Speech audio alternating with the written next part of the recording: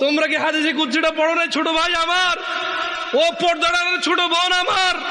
তোমরা কি শোনো নাই যে আল্লাহর নবী বলেছে লাউ বালাগাত যুনুবুকা আনানাস সামা, তোমাদের গুনাহ যদি আকাশের মেঘমালা পর্যন্ত পৌঁছায়, সুম্মাস্তাগফারতানি, অতঃপর যদি আল্লাহকে বলো ইয়া আল্লাহ আপনি আমাকে মাফ করেন, আল্লাহ বলছেন গফারতু লাক, তোমাকে মাফ করব, ওয়ালা উবালি, কারো পরোয়া করব না।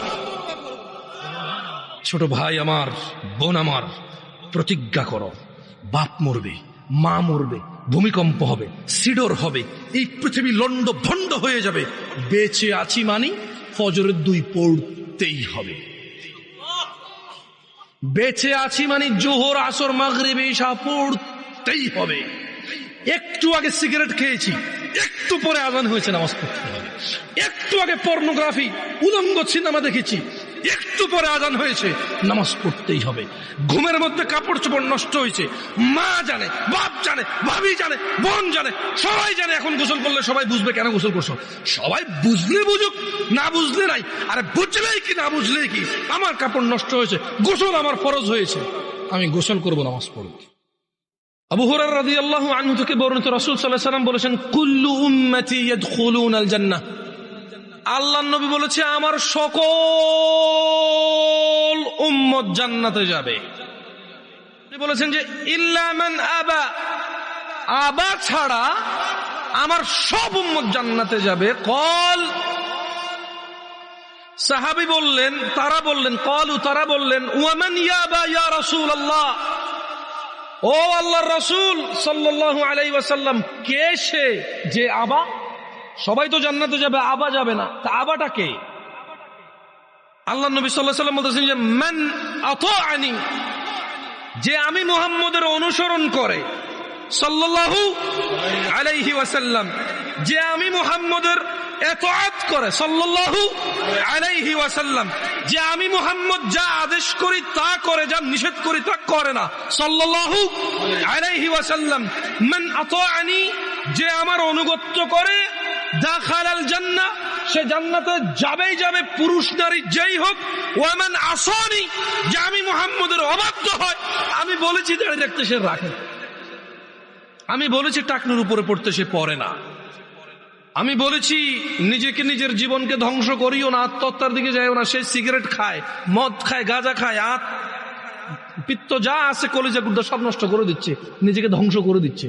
আমি বলেছি সুদ খেয়েও না, সে খায়। আমি বলেছি ফজর 2 রাকাত সুন্নাত, 2 রাকাত ফরজ। আমি বলেছি আল্লাহু আকবার দিয়ে শুরু হবে, সালাম ফিরে শেষ হবে। এরা নামাজের আগে মুসল্লার দোয়া বাইর করছে। এরা কি বাইর করছে?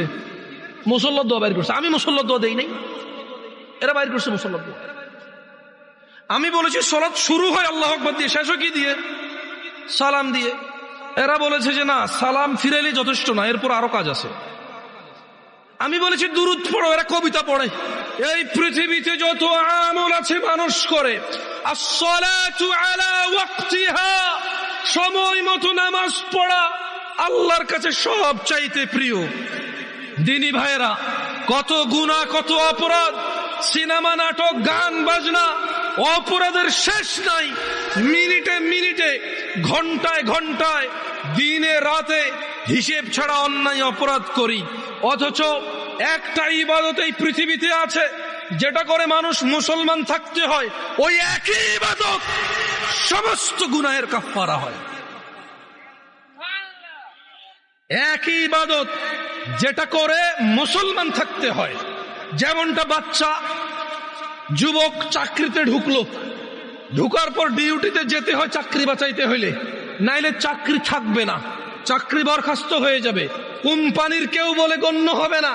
1 দিন 2 দিন 3 দিন, 1 বেলা 2 বেলা 3 বেলা, 1 মাস 2 মাস 3 মাসের সুযোগ নাই। 2 4 10 দিন যদি ডিউটি ঠিক মতো না যায়, কোম্পানি তাকে বরখাস্ত করবে।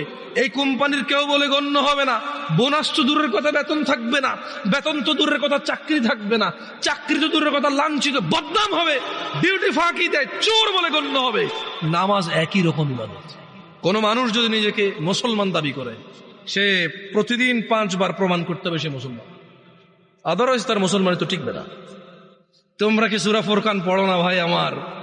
ওখানে কি আল্লাহ বলে নাই ইল্লা মান তাব, অতঃপর যে তওবা করবে, ফিরে আসবে, ওয়া আমানা, ঈমান আনবে, ওয়া আমিলা আমালান সালিহা, ঈমান আনার পর কিছু ভালো কাজকর্ম করবে, ফাউলাইকা ইউবাদদিলুল্লাহু সাইয়্যাতিহিম হাসানাত, আল্লাহ সমস্ত গুনাহকে নেকিতে পরিবর্তন করে দেবে।